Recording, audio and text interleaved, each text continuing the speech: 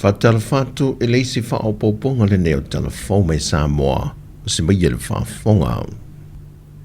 O le tausanga wha le tupe lua o lua wha lua o lua lima, na mata i tuwina ai le tūlanga o le sitio tupe maua le atunu, mai yalo ma whanau ngā luenga whaavaitaimi, a tō foi ma tupe wha amomori mai atunu i whafoi Samoa.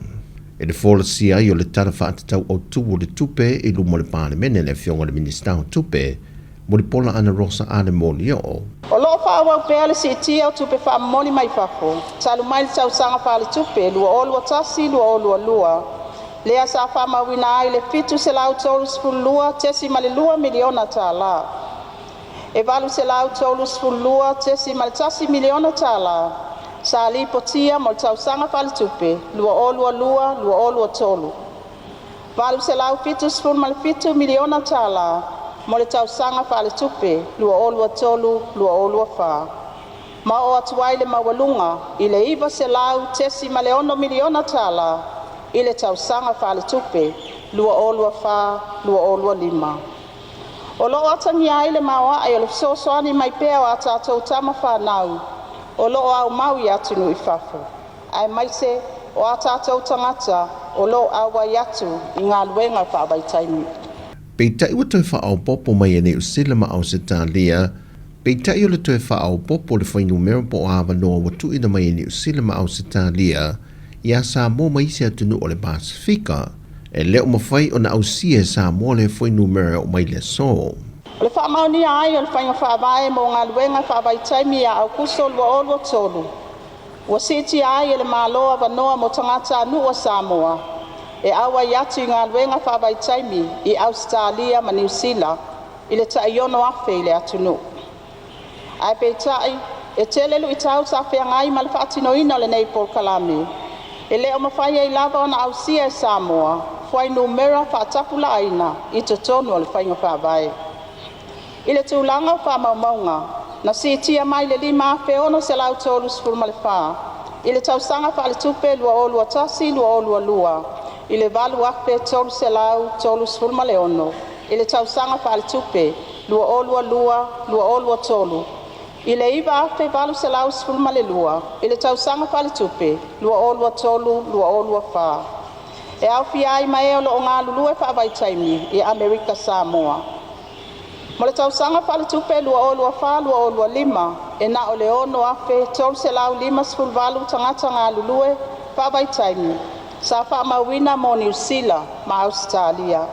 E ui le manino le fōle sanga le fionga le minista o tupe, e le tā ua mamanuia e maua mai awa noa ngā rueng whaavaitaimi mo alum whanau le atunuu, le ua manuia ai ngō Samoa. Ai o loo toi ilo ma waawa ai le leile te lulu i tau ma whaafita uli, le o loo whesa ngai mo tātou tangata, mai lawa ia wano whinga ruenga. Na whaalia fwe le fionga le pālemia e le whaatara noanga ma le utusitala, o le isi whaafita uli te lulu whesa ngai nei ma Samoa, ona o le Paul Kalame le nei, o le lea ia i o nea tātou tangata ngalue ina tātou whaatuanga, ma palasi il tūlanga o le tātou o loa, e maua me o tātou lau ile ele tua i o tātou tangata, e whesoa swani i o tātou ainga, e le whae ti tio le tupe alu i le tau o le soifuanga, i o loe mo o mia ia so uma, o lo awina mai atunu i whafo. O le aso se furma le wha o le masina le ne o kitopa, o le aso lua le i le vai aso fau, wa whae loa mai ele ofisa le vai tau, e sa au niuni ma tā pena pena lo i eit la tau wa fua e tā palolo, o se aso le wai loa e wha maumaunga le vai tau. Pei tai wa toi wha manatu mai foi ele ofisa le vai tau nisi o tā ngā palolo i tausanga umawai, na mau e foi soi fuo nisi ina ua nau, ma o oi lawa ina maale lemo. O le wha manatu al pulenga le ofisa le vai tau ilo tātua tino, i la tau o le a ngā i tā palolo, e nei e tautua nā le saunga le mua le soi fua, nei tua foi whanoa noanga le nei aso whapitoa mo le whanau. Mai whamana tupea le aua le popole pe a whai ai le maua se palolo i lea tai au. O nei masani le atunu o iei foi le isi aso lo na lua, e toi tai nai lea ia po le matai ai le atunu. O le tusi le presidente o le asosia lo ia Samoa na tusi e le asofa o le masina le neo ke topa, o sana tusi wha abitoa le toe wha amanatu e sui uma o le asosia lo ia.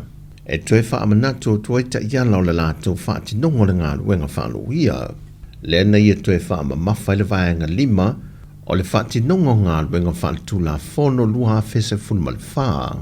Le ngate le ana ia toe wha amanatu fo i sui uma le sosa iete, e na ia tau sisia ha me o tau loa e te tau lava o na mulimuli ta ia. Pei ta ia ni sui e le ososi o lo lato langolangoina le la ngā o le mata opo, a nisi sui o lo lato la ngā le tu lango le le longoina umo sui awai, e wha lia so lato fina ngalo, e meise le mata opo lo la ngā le presidente o le ososi Fiona ai, i le iai leo ni fite na inga e whaasanga le mata opu o loo modi ai le fionga le minista o le ofiso le lo i sili, au ia fo i o le minista o le ofiso le tanga luenga o leo leo, ma o ia fo i o le fionga le li pandemia, ai umanino lava i le saunuanga le fionga le pandemia i le feilua inga mala utu stala, o le mata opu e le tau fia, e wha wau pia lava ma ua i luma o le wha amasinonga, wai 5 fo o lo ia mua lātou ngā luenga. Ma le tala whai u, wa tāno sanga atu le mata ngā luenga o leo leo le mamalu le antunuu, i le sā i lia leo o le rii i a whaleniko pentelo, i nisi o mōrianga o lo tua iai, ma ele i lewa on te tala mai tua, mai le whalipui pui. O le rii o whaleniko e lusa ma le fitu tau sanga le matua, e mai a fio anga o santu paitea, vai tele tanu ngā manono malalo vaia. O tāno sanga whaapea le mtanga luenga o leo leo le antunuu, sa tele ina visoa soani mea li ima whaipule o au nisi o a inga lava lātou o i lātou e sa ilia, sa vave o na maua nisi o i lātou na sa ilia le mtanga luenga o leo leo. Mai o se tūlanga o lo atangi e pe lava ngā rurue whaatasi o le antunuu, ma le mtanga luenga, i le sa ilia vave o i lātou soli tūla fono, e a fiai a ingo le atunuu, ma soifu o tangata lau tele. O tala ia mai Samoa, man ia tele ni yasu si o tātou atunuu. Fa soifu ia.